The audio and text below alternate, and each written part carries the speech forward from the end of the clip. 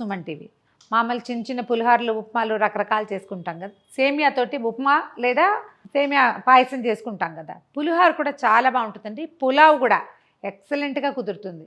Just ఒక చిన్న మనం రెగ్యులర్ ప్రాసెస్లో ఒక చిన్న డైవర్షన్ అంతే. సేమియాని ఉడికించి చల్లార్చేసి పొడి పొడిగా చేసి పెట్టుకోవాలి. ఆ తర్వాత దాంతో మీరు పులావ్ చేయండి, ఫ్రైడ్ రైస్ చేయండి, పులిహోర చేయండి, ఉప్మా చేసుకోండి, ఏం చేసినా బాగుంటుంది. అండ్ బాగా ఈజీగా కూడా డైజెస్ట్ అయిపోతుంది. మనం ఒక కప్పు పులిహోర చేసుకోదలుచుకుంటే ఒక కప్పుకి 4 కప్పుల నీళ్ళు పెట్టుకోవాలి. ఇదేంటంటే నీటిలో ఉడికించడము, చల్లార్చేసుకోవటము. ఓ 4 కప్పుల నీళ్ళని మరగనివ్వండి.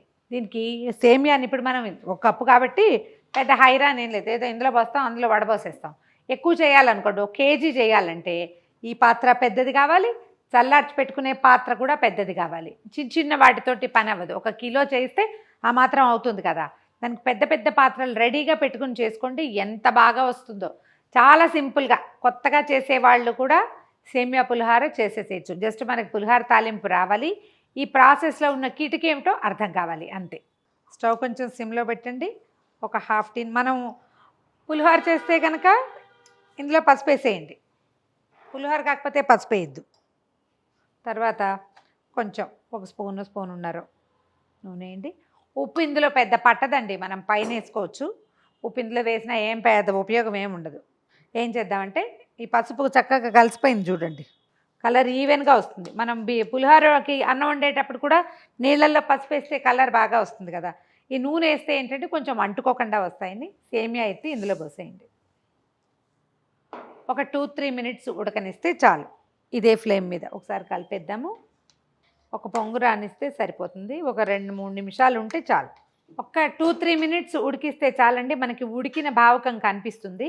ఒకసారి కావాలంటే నొక్కి చూడండి, ఇలా కొంచెం చిన్న పలుకున్నట్టు అనిపిస్తుంది. అలాంటప్పుడు తీసేస్తే సరిపోతుంది. స్టవ్ ఆపేద్దాము. దీన్ని ఏంటంటే ఇమీడియట్గా చల్లార్చుకోవాలి. ఏం చేయాలి, ఏదైనా ఒక చిల్లు దాంట్లో పోసేసేయండి.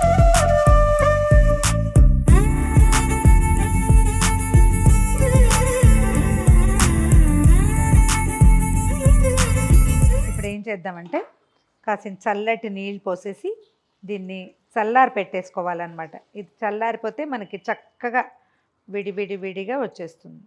రన్నింగ్ వాటర్ పోసినా కూడా బాగానే ఉంటుంది.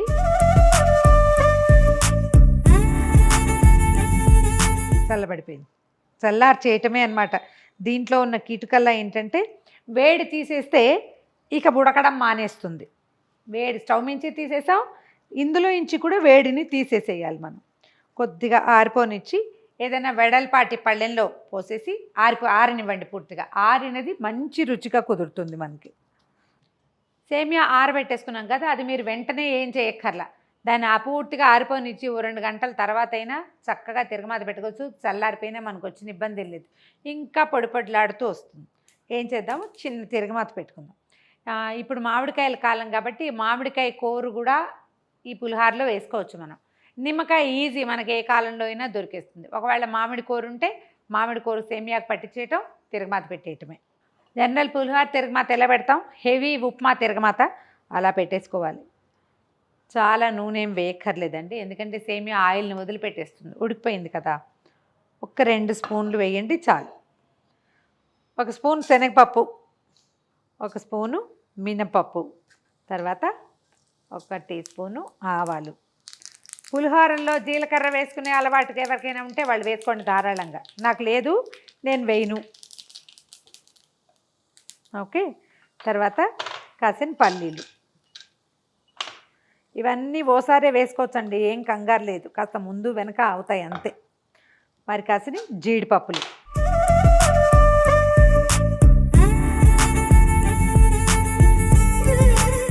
ఓ 2 ఎండుమిర్చి, పచ్చిమిర్చి చీలికలు, ఒక 2 ఎండుమిరపకాయలు, కొద్దిగా ఇంగువ. పులిహోరకి ఇంగువ లేకపోతే కుదరదు కదా, అందుకని. తర్వాత ఓ 2 రెబ్బల కరివేపాకు.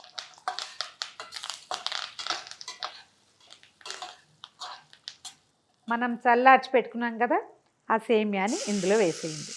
ఇదేంటంటే విస్తురున కదపద్దు, కాస్త నిదానంగా కదపాలి.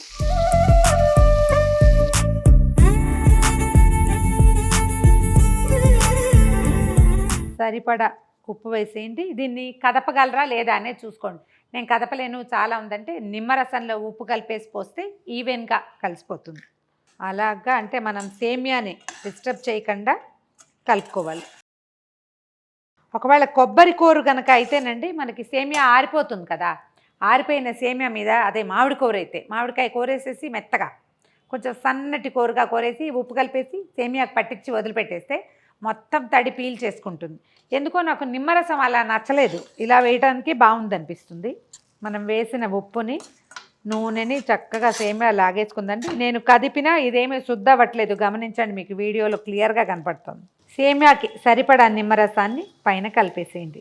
ఒక 2 కాయలు అలా వేసుకోవచ్చు, మన వస్తువుని బట్టి, మన దగ్గర ఎంత సేమియా ఉంటే దాన్ని బట్టి, మన కాయల రసాన్ని బట్టి ఒక 2-3 కాయలు అలా వేసుకోవచ్చు. మనం ఒకవేళ కేజీ కనుక చేసేటట్టయితే ఈజీగా ఒక 5 నిమ్మకాయల రసం పడుతుంది. ట్రై చేసి చూడండి. మనం నిమ్మరసం వేయగానే ఇది కొంచెం తడిగా ఉందనిపిస్తుంది.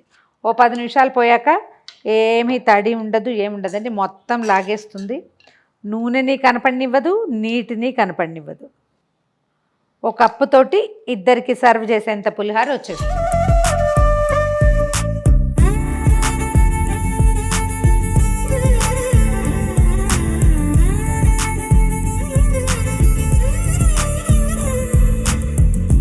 సింపుల్ స్టెప్స్తో తయారైపోయే సేమియా పులిహోర ట్రై చేసి చూడండి. ఈ వీడియో కనుక మీకు నచ్చినట్లయితే లైక్ చేయండి, షేర్ చేయండి. మరిన్ని ఇంట్రెస్టింగ్ వీడియోల కోసం సుమన్ టీవీని సబ్స్క్రైబ్ చేసుకోండి.